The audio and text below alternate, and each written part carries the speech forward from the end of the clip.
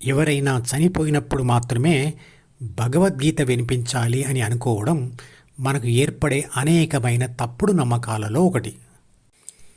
మరి చనిపోయినప్పుడు భగవద్గీతను ఎందుకు వినిపిస్తారు అంటే, అప్పటి వరకు ప్రాపంచిక సుఖాల వెంబడి, డబ్బు సంపాదన వెంబడి పరిగెడుతున్న మనిషి తనకు కూడా ఇలాంటి స్థితి ఎప్పుడో ఒకప్పుడు వస్తుందని గ్రహించి కనీసం అప్పటికైనా వైరాగ్య భావన కలిగి ధ్యాన అభ్యాసము మొదలు పెడతాడు అని.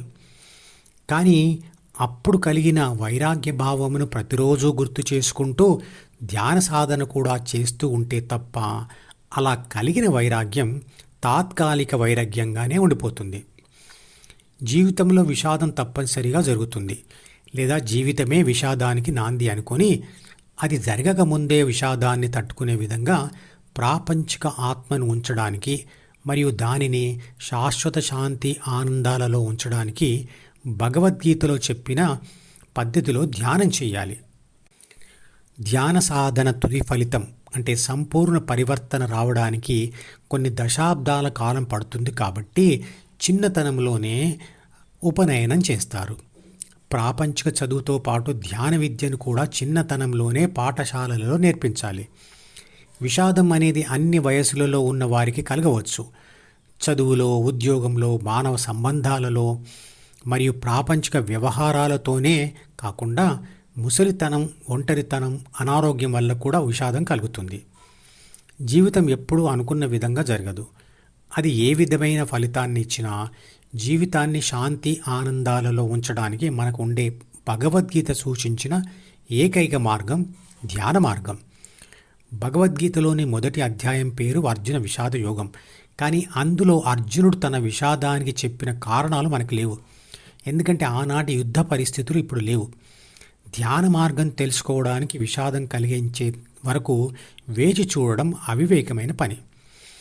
భోగి రోగిగా మారేంత వరకు ఆగి యోగి కావాలని అనుకోకూడదు.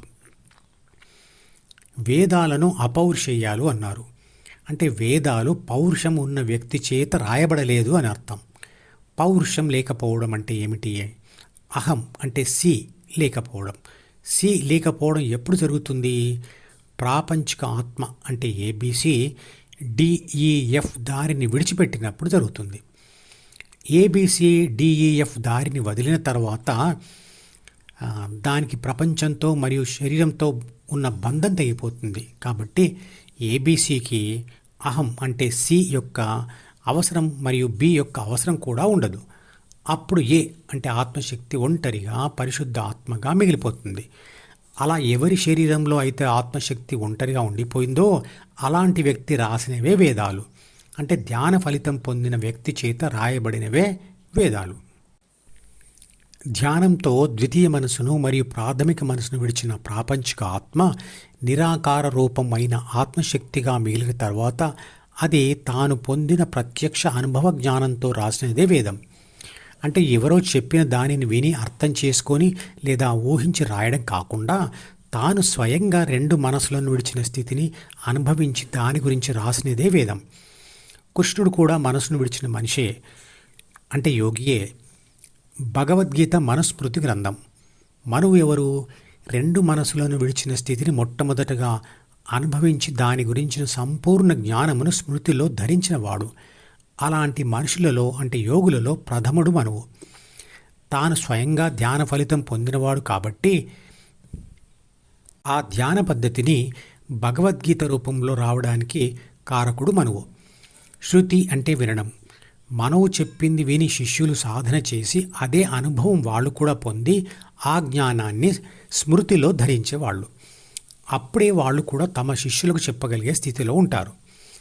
మనువు ఏర్పాటు చేసిన గురుకులంలో ధ్యాన విద్య నేర్చుకోవడానికి వచ్చిన శిష్యుల యొక్క ధ్యాన సాధనకు అత్యవసరమైన ధ్యాస తీవ్రతను బట్టి వారిని 4 క్లాసులుగా వర్గీకరించి వారికి ధ్యాన విద్యను నేర్పించడం జరిగింది.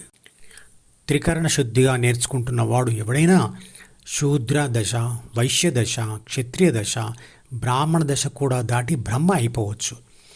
కానీ ఎవరైతే ధ్యాన సాధనకు ఇవ్వబడిన సమయంలో నిర్దేశించబడిన దశను దాటలేక గురుకులం నుంచి బయటకు వచ్చేశారో వారిని ధ్యాన సాధనకు ఉపయోగించిన వర్గీకరణ పేర్లతోనే గుర్తించడం జరిగింది. తర్వాత ఆ పేర్లనే సమాజంలో పుట్టుకతో వచ్చే కులాలుగా గుర్తించడం జరిగింది.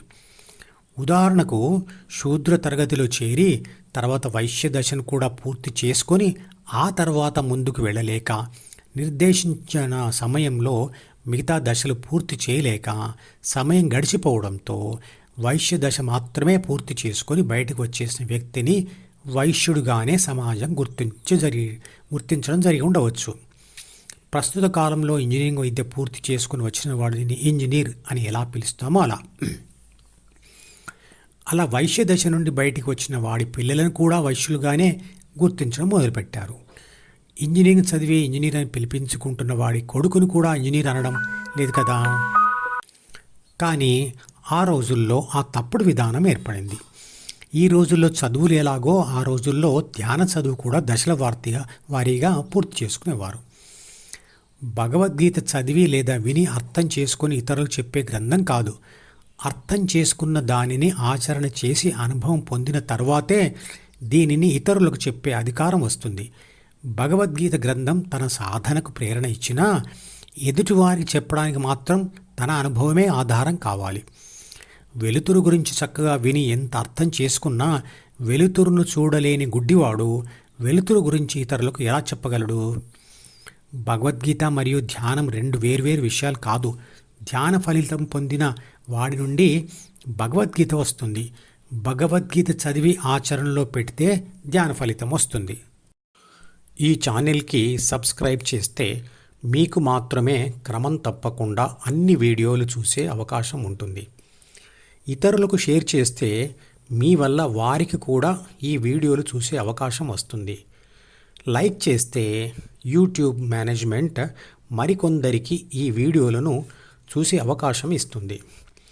మీరు సబ్స్క్రైబ్, షేర్ మరియు లైక్ కూడా చేస్తే ఎక్కువ మందికి ధ్యానం గురించి తెలిసి సనాతన ధర్మాన్ని వ్యాపింపచేసి దానిని కాపాడే ప్రయత్నం చేస్తారు. ధర్మో రక్షతి రక్షితః.